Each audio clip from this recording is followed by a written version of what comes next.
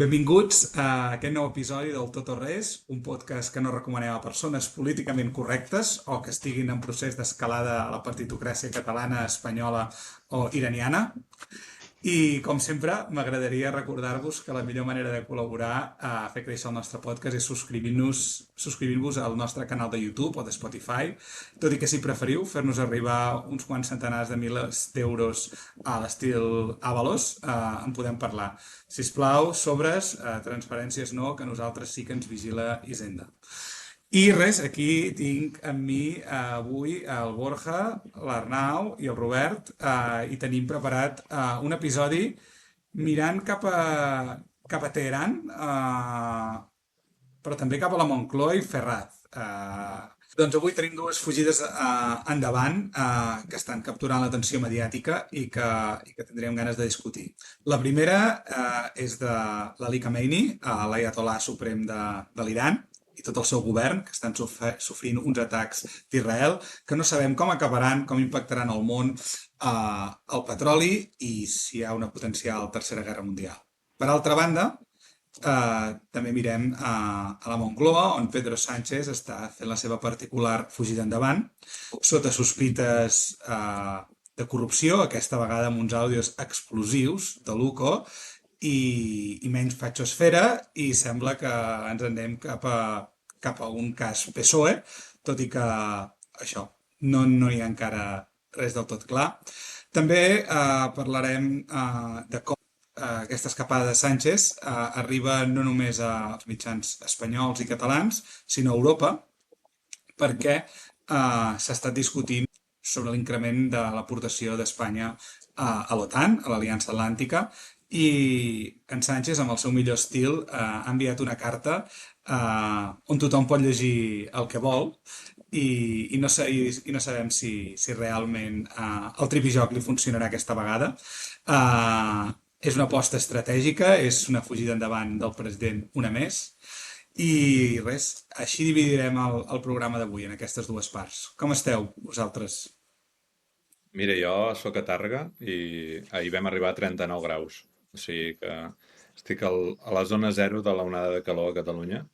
Per tant, estic actiu, diguéssim, no? Com els insectes quan arriba la calor. A veure si avui puc fer bones aportacions. Tot i que per variar Actiu, no tinc gaire preparat. actiu com les paneroles del clavegueram de Catalunya. Jo per aquí estic preparant el meu soterrani per la Tercera Guerra Mundial. Ja tenim la ràdio amb piles, les espelmes, tenim bosses d'arròs, carn d'aquesta en llauna. O sigui, res, a mi la Tercera Guerra Mundial no m'agafarà pas desprevingut. Potser, si voleu, nois, fem una mica de context del que ha passat els últims dies pels nostres oients. Bàsicament, l'Israel va fer servir un article de Nacions Unides que parla d'atacs preventius. No? Abans de que tu m'ataquis, Iran, t'atacaré jo, perquè tinc la sospita de que estàs creant una bomba atòmica per destruir-me. Clar, la destrucció de l'estat d'Israel és una ambició que tenen bastants països. Uns quants d'ells estan rodejant l'Israel, per tant, puc entendre que l'Israel estigui una mica en tensió, però sí que hi ha opinions una mica dispars, no? Perquè jo recordo que l'administració d'Obama va enviar un grup per assegurar-se que l'Iran no estigués realment desenvolupant la bomba atòmica, però sembla ser que la Mossad té intel·ligència diferent, per tant, han atacat a l'Iran preventivament, l'Iran ha contestat amb una sèrie de míssils i d'atacs de drons i ara ha entrat el cosí del Zumosol, el tio Sam, en forma de bomba de destrucció de búnkers. Jo vull pensar que aquest atac preventiu no escalarà més perquè ara l'Iran realment sap que si això escala per la seva banda, els Estats Units pot atacar encara més. Tot s'ha de dir que han sigut atacs bastant quirúrgics i bastant específics, tant per part de l'Israel atacant alts membres del govern iraní, com els Estats Units, que ha atacat un reactor, uns quants reactors, particularment amb aquestes bombes destructores de búnkers. Com ho veieu vosaltres? Home, Déu-n'hi-do, definitivament, l'escalada que està patint. Sí que és veritat que les tensions entre Estats Units i Iran, recentment vaig veure una anàlisi sobre el tema, és una cosa que ja ve de molt lluny. És a dir, si algú es mira la pinta que tenia l'Iran als anys 70, és bastant xocant, no? Perquè en aquell moment estaven bastant alineats amb el que era tot el bloc occidental, no? I llavors, arrel de tota una sèrie de coses, va col·lapsar el poder anterior, no? I va esdevenir aquest règim islamista radical, per dir-ho d'alguna manera, no? I a partir d'aquí, clar, embolica que fa fort, 80s, 90s, hi ha hagut coses que han anat passant durant tot aquest temps i ara doncs, la tensió està a màxims, no? I especialment amb com tenim Israel allà fotent bastanta canya, no? Llavors, clar, ara, doncs, definitivament esperem que no escali més, però clar, Déu-n'hi-duret fins on hem arribat. Jo, Borja, crec que el teu anàlisi de que potser no hi haurà escalada ho centraria amb la credibilitat del règim. Si no hi ha escalada, el règim col·lapsa.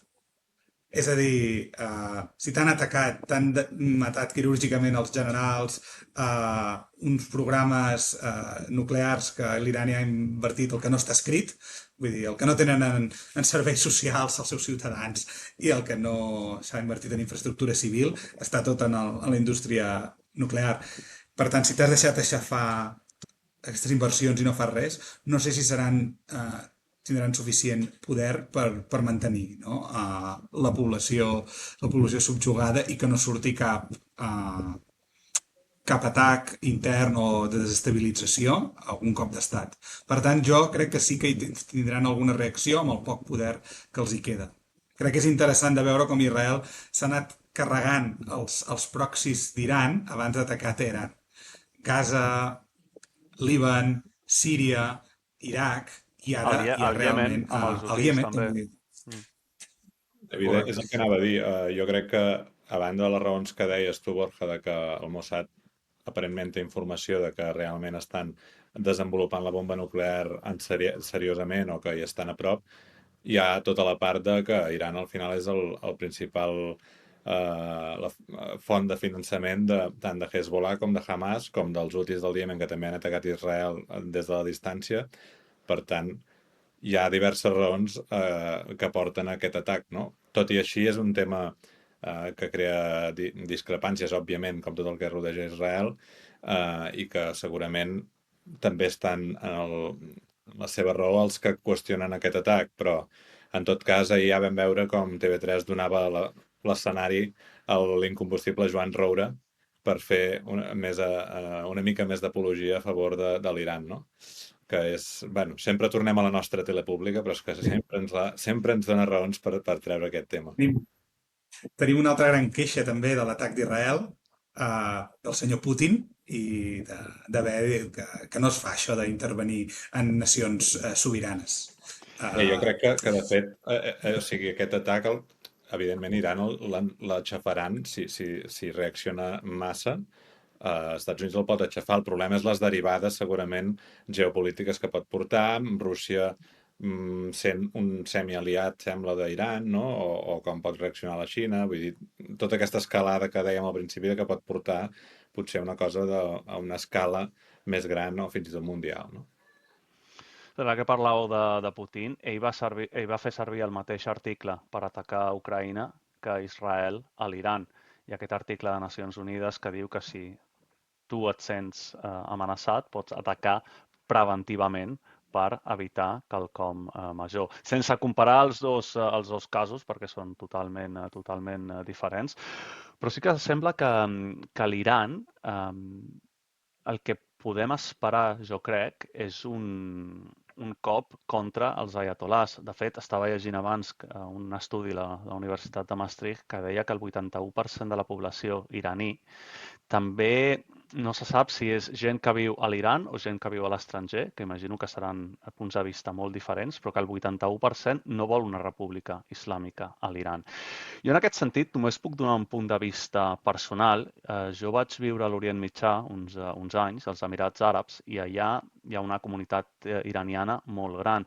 I una cosa que em va sorprendre és que és gent molt educada a nivell d'estudis universitaris i una gent molt progressista amb idees realment que no ressemblen un règim autoritari teocràtic islàmic com és l'Iran.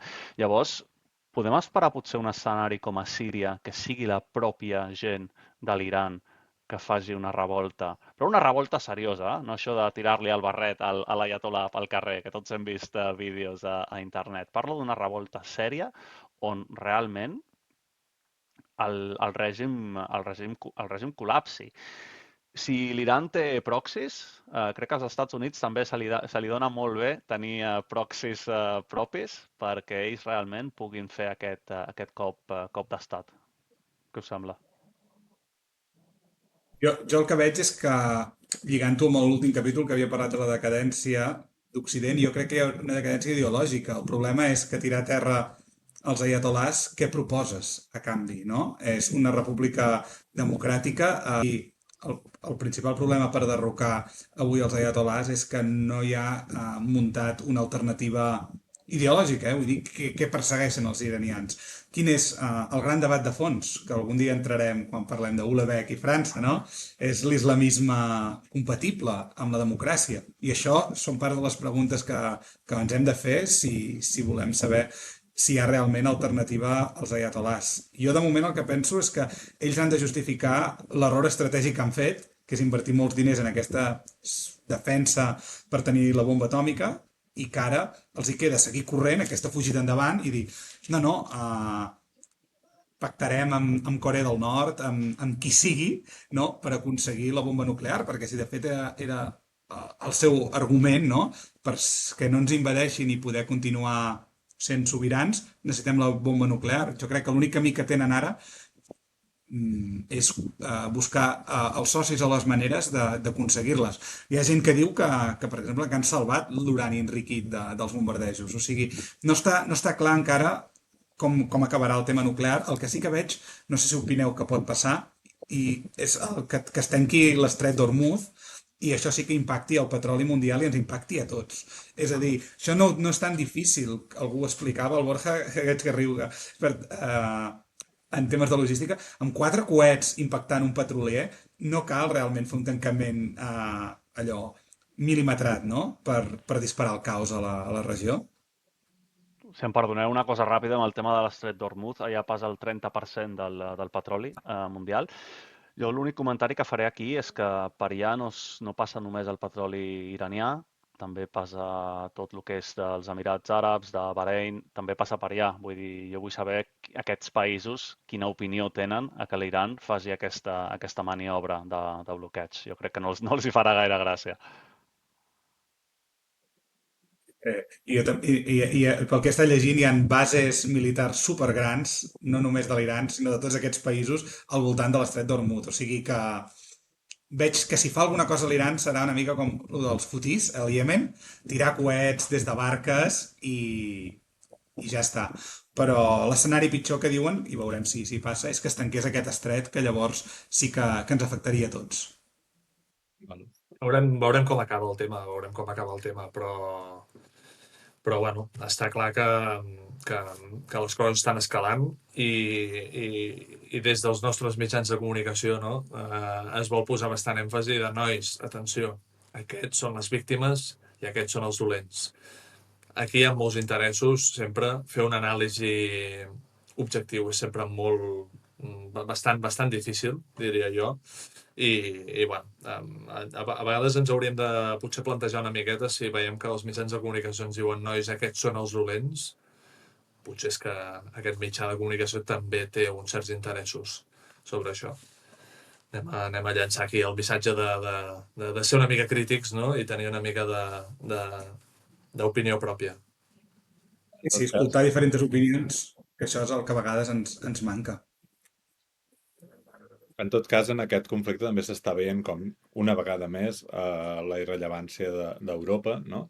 Eh, els actors són Israel, els Estats Units, evidentment Iran i això, no? I Europa, com a molt, està fent aquesta estratègia d'intentar doncs, que de manera unificada la Unió Europea posi una posició, tot i que allò després cada president doncs, també hi posa la seva cullerada. Sí que s'ha significat una mica l'opinió de Macron, de Starmer i de Merz, no? Que són les grans figures, però poca cosa més. I ja no diguem figures com Pedro Sánchez, que en parlarem després, que no tenen cap mena de rellevància a nivell mundial i només surten als mitjans per altres coses. Això que dius de la Unió Europea ja ens pot servir per anar al següent tema. Hòstia, em sap una mica de greu perquè jo fins i tot durant bastant de temps havia cregut força amb el tema de la Unió Europea, no? I ho trobava un projecte bastant engrescador. I ara que les coses s'estan complicant a nivell geopolític i tot plegat, és que em sap greu i tot, però ho estic veient cada vegada més com un projecte fallit total. I especialment ara pel que fa militarment, no? I les guerres que estan passant al costat de casa nostra, Jo pràcticament. crec que té aspectes bons i dolents. Evidentment, per exemple, no tenir Sí, fronteres a sí. Europa jo crec que és una cosa molt bona, que puguem treballar tots els europeus en empreses bastant, diguéssim, de forma bastant uniforme també està bé. O sigui, té molts No, aspectes està positius, clar. això en podem parlar un altre dia, no? Però, evidentment, quan el taulell mundial es juguen coses així, és impossible tenir una posició comuna i les grans potències, antigues grans potències d'Europa, ara ja no ho són, perquè estem parlant de grans blocs, i Europa encara no pot actuar com un gran bloc, perquè no està prou cohesionada internament, no? Totalment. Arnau, parlaves d'escepticisme sobre la Unió Europea. Jo que sóc a Anglaterra et puc dir una cosa o dos de lo que és ser escèptic al respecte de la Unió Europea i jo crec que aquest tipus d'esdeveniments donen encara més poder a la gent que està a favor del Brexit, no? Quan passen aquest tipus d'esdeveniments mundials on realment els actors principals, Estats Units, Israel, Iran, cada vegada es veu més que sí, que la Unió Europea és totalment irrellevant i encara que sembla que alguns països, no Espanya, malauradament, sí que ara estan començant a accelerar en el tema de les despeses de defensa. Però bé, sembla que a Espanya no hi ha calés per arribar a aquest 5% perquè el govern del PSOE té altres despeses qüestionables. No és així? No, justament ahir sortia segurament la primera notícia una mica rellevant que sortia al Financial Times en molt temps sobre Espanya justament és que han aconseguit aquest deal de no pagar el 5%, no? Sempre tornem en el mateix de que Espanya juga a ser un país de la lliga dels grans quan no ho és, no? En tots els aspectes. I porta, doncs, hi va haver el famós referèndum de la OTAN que primer deien que no i després que sí, no sé què, i van entrar sense pagar el que toca, no? Per poder, doncs, després internament seguir malgastant amb aves que no van enlloc o amb putes, directament. Això ara en parlarem, no? Ha estat molt interessant, ja entrant de ple en el segon part d'aquest podcast avui, la compareixença no pública, s'ha de dir així, no pública, del president del govern espanyol, que va comparèixer davant de la seva pròpia cap de premsa, sense preguntes, per explicar bàsicament que havia tret un gran deal. Em va recordar el Trump, eh? Em va recordar precisament el president Trump. Aquest, a great deal. I dins d'això, que no pagarien el que era necessari i sempre amb aquestes ambigüitats espanyoles, no? De les capacitats militars. Ja hi arribarem, etc. I el que em fascina de tot això és que és un home políticament mort, un cadàver, que encara es pensa que tots aquests tripijocs li funcionen, però al mateix temps està completament i judicialment envoltat. O sigui, això de l'OTAN per mi ha sigut l'última manera d'esquivar l'atenció, no? Ha aconseguit una cosa bona per a Espanya.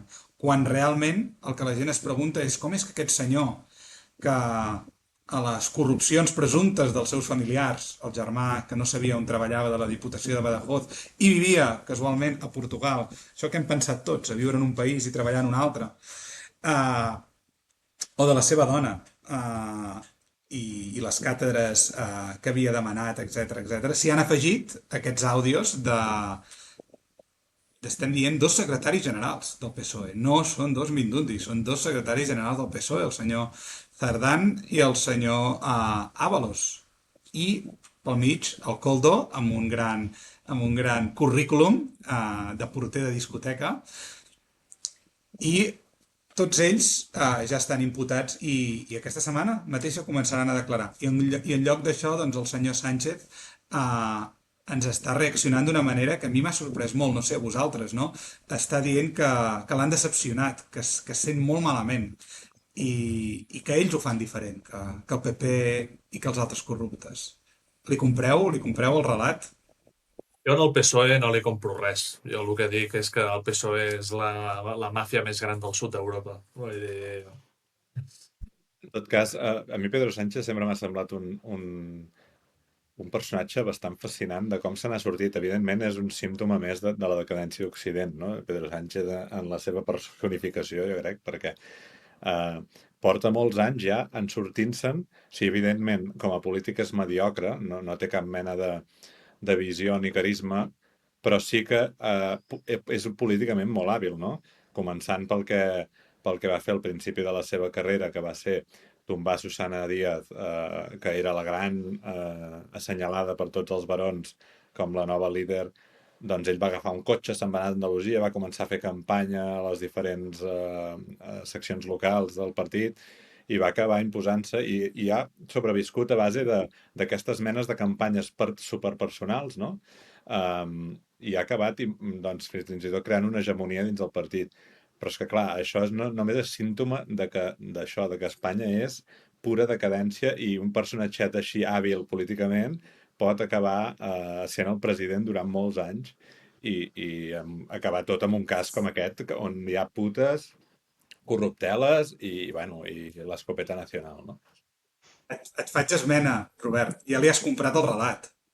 Que amb habilitat va guanyar les primàries del PSOE. Això està sota qüestionament ja, que hi ha els àudios de método sobres más. Aquí no té nadie.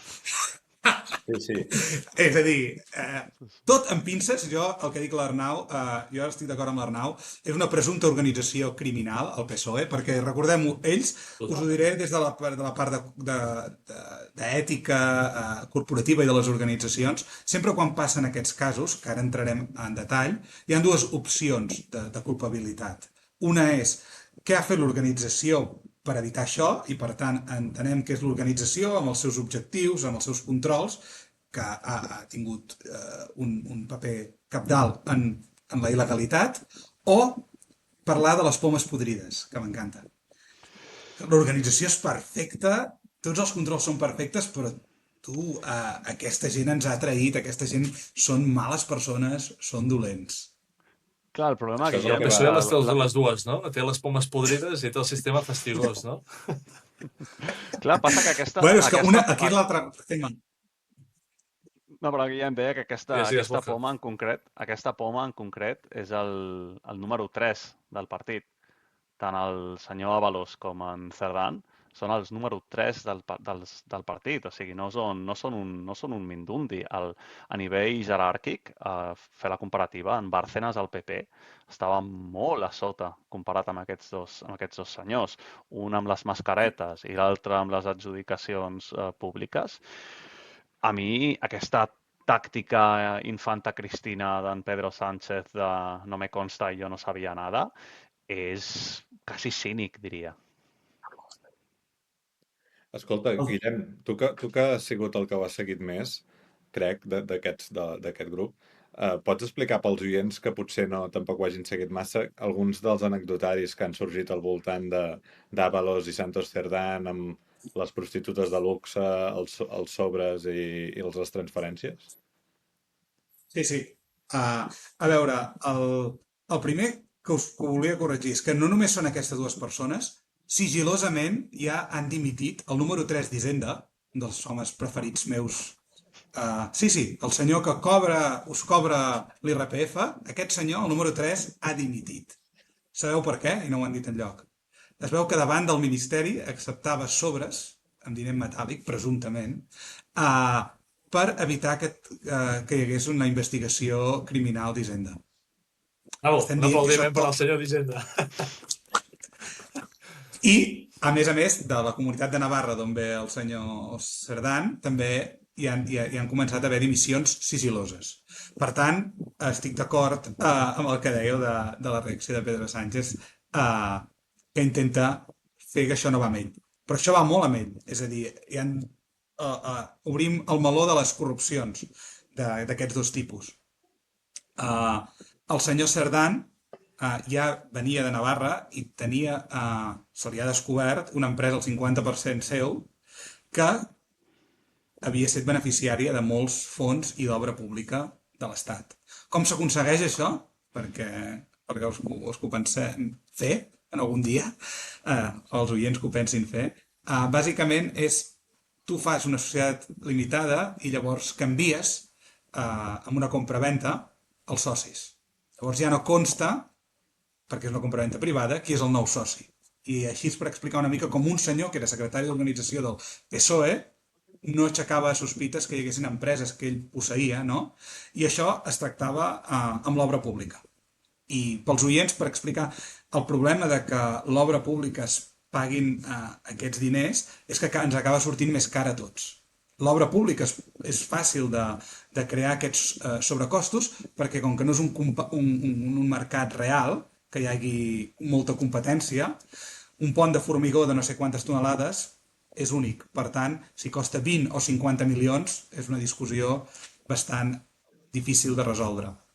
I aquest és un dels grans casos que afecta el PSOE, el senyor Cerdán, i també en tenen del temps de les mascaretes, que aquí fins i tot podria estar implicat el president Illa. Bàsicament, en aquests casos, el de les mascaretes va ser una mica diferent i va ser d'adjudicar per procediment d'urgència certes licitacions de mascaretes i altres coses, amb empreses que o no tenien cap mena de constància de logística o expertesa en aquells productes i que al cap de poc o van deixar d'existir o no es van trobar referències fiscals i no van acabar entregant el producte. És a dir, estem parlant de fraus molt grans amb molts diners. Però tot això queda petit davant del gran frau que també aquesta gent estava involucrats. Tot això és, en diríem, pecat a minuta. Obra pública, sempre ha passat, són els mateixos casos que els del PP.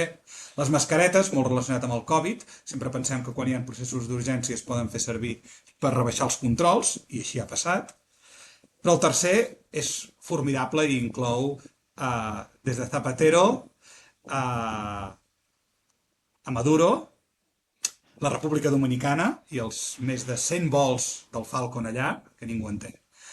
Què passa aquí? No haureu sentit la ràdio catalana ni la televisió de TV3. Ara m'estan dient que, clar, que com que no han parlat de cap corrupció que passa al PSOE, ara cada notícia que donen han de donar context, perquè ningú se n'assabenta de què estan parlant. El tema dels hidrocarburs. Això, si escolteu algun mitjà espanyol que no està amb el govern, el nostre estimat des d'aquí Los Santos, Jiménez Los Santos, porta temps dient-ho, però hi ha altres periodistes que també ho han dit, i és el cas hidrocarburos. Bàsicament això és molt seriós. És a dir, i parlant de l'Iran, que el petroli és una de les seves grans exportacions i manera de sobreviure, per Venezuela igualment. Però Venezuela té unes sancions extraordinàries que ningú pot importar petroli des d'allà. Llavors es fan tot de piruetes i sembla que, amb aquesta picaresca espanyola de sempre, els espanyols han volgut també sucar-hi. Quin era l'estratagema? Era portar petroli de Venezuela a la República Dominicana per ser a veure com es diu, refinat. Es refinava el petroli a la República Dominicana i llavors s'enviava a Tenerife. I era un petroli que es comprava a meitat de preu i es venia al preu de venda que hi havia a Espanya. Aquí, el senyor Aldama, que és una altra d'aquestes peces, és el que està sortint per tots els mitjans explicant com tots els líders socialistes des del senyor Zapatero, que havia tractat ell, fins al senyor Sánchez, han parlat amb ell i eren conscients de tots aquests casos de corrupció. Aquests senyors, el que quan va sortir o estava a la presó, li van disparar 3 trets al seu cotxe. Per tant, és de pel·lícula de Berlanga. Per què es fan servir aquests diners i amb el que es queda la gent? Jo diria el més important, i on s'han defraudat més diners, és amb el cas dels hidrocarburs.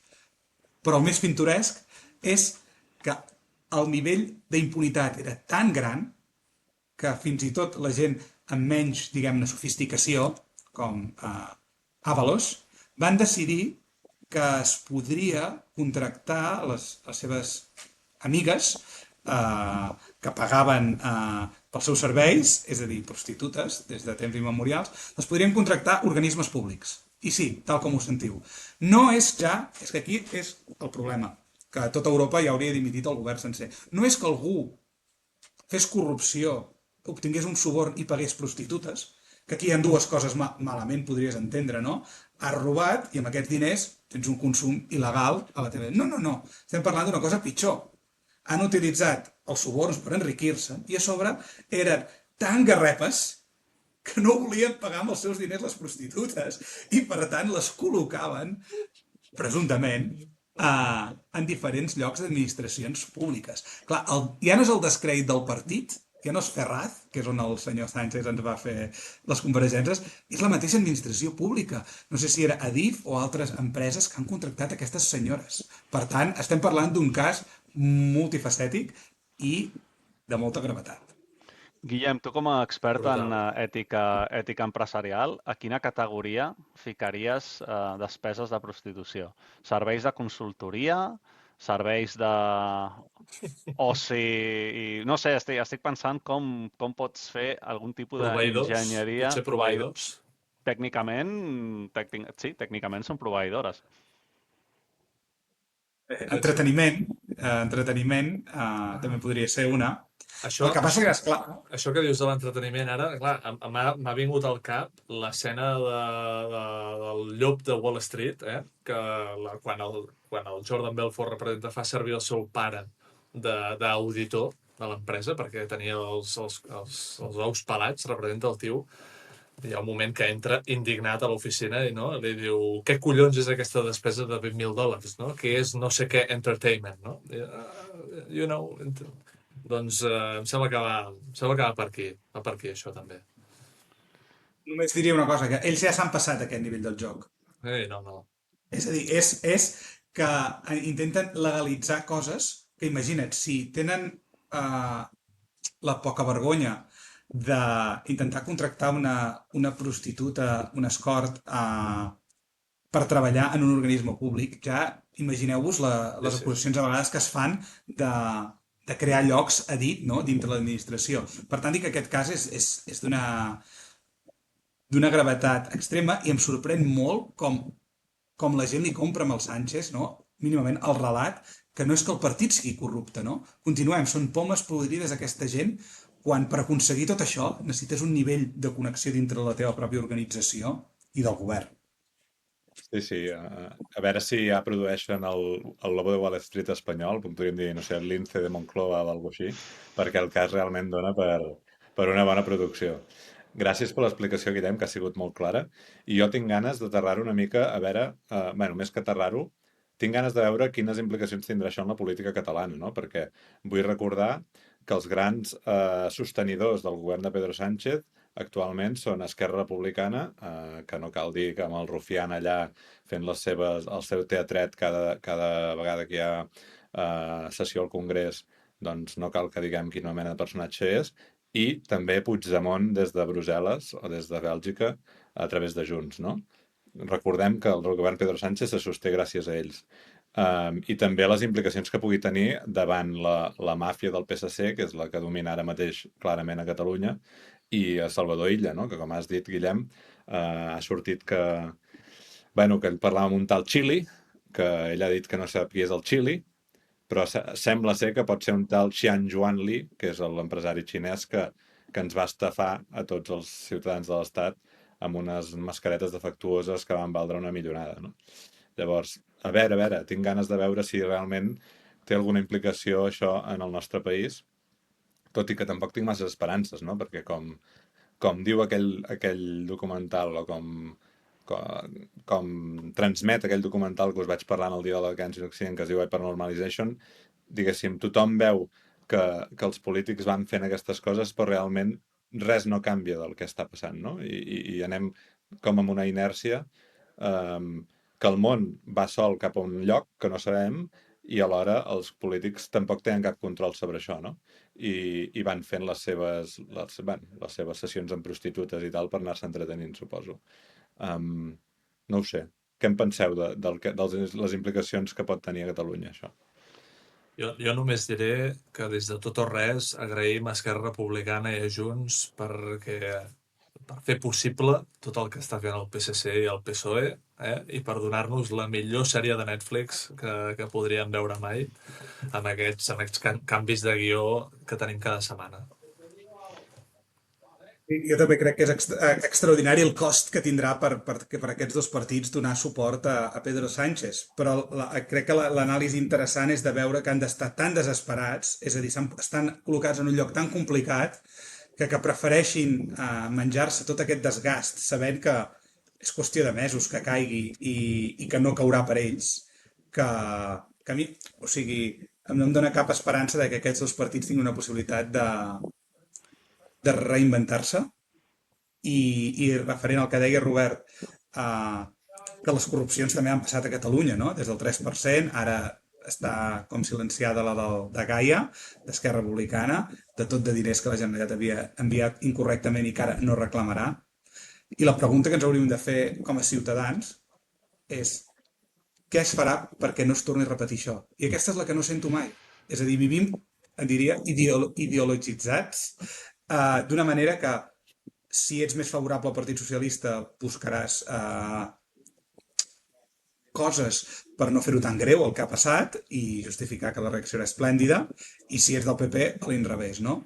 Però preguntar-nos, en el cas de les adjudicacions, no? Adjudicacions d'obra pública, com ho podríem fer, no? Perquè no repetís, és la pregunta que ningú es fa i que crec que això ens dona una mica la clau que passi el que passi, continuaran aquests casos perquè no ens fem les preguntes adients. Un dels temes que només esmento aquí és els incentius. Espanya és un dels països, a veure si trobem la referència per passar-vos més tard, on dels diners defraudats públicament, en actes de corrupció, se'n retornen menys. I és evident que els humans actuem per incentius. Què vull dir amb això?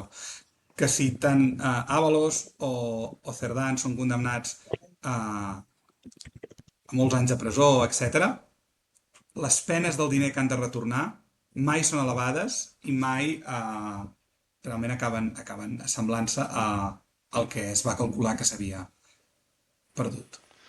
Jo crec que culturalment, en quant a política i en quant a moltes altres coses, Espanya, Catalunya som una mica caïnistes, no? En el sentit de dir, vale, el meu partit ho ha fet malament, però mira l'altre el que va fer. I això ha sigut històricament des del GAL, la corrupció de Felipe González, després el cas de Bárcenas.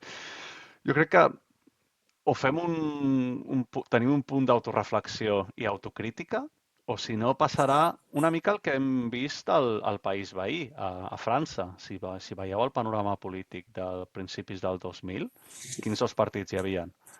Els socialistes i els que eren a l'UPM d'en Sarkozy. Aquests partits avui dia són totalment marginals i han sortit altres partits que realment han sigut una onada d'aire fresc al panorama polític francès. En parlarem més al proper capítol, però jo crec que una de les reaccions positives d'aquesta situació pot ser que apareixin partits amb altres idees i sobretot que no tinguin, ja no pomes podrides, és que tant el PSOE com el PP l'arbre sencer està totalment podrit des de les arrels, no? Així que, hola, Aliança Catalana. Jo crec que a Catalunya ja ha començat a passar això, ja va passar amb Convergència, que es va desmembrar, diguéssim, i ara té una identitat molt difusa i no sabem ben bé quin és l'espai actual de Convergència. i seguirà passant, crec, a Catalunya, perquè crec que Catalunya amb això s'assembla una mica més a França, o sigui, la població no està tant per aquestes, no? per aquest joc de dos bàndols, sinó que la població no li agrada veure com els partits es tiren merda i acaben castigant-los, però jo no ho he vist a Espanya, o sigui, Espanya porta des de la transició amb el bipartidisme PSOE-PP, i sincerament crec que hi haurà aquest altre cop una alternança cap al PP, i d'aquí uns anys tornem a veure el PSOE altre cop al poder. És que no ho acabo de veure, que això que passi aquí. Sobre aquest punt, Robert, perdona, Guillem, totalment d'acord. Vull dir, jo crec que Catalunya, per la nostra banda, per dir-ho d'alguna manera, hi va haver-hi la desinflada postprocés, no?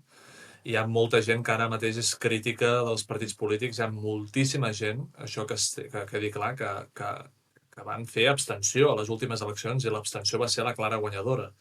I bueno, ara hi ha nous partits, Aliança Catalana amb els seus defectes, alhora amb el Grau Pere, que pots criticar-lo més o menys, però almenys tenen idees força interessants.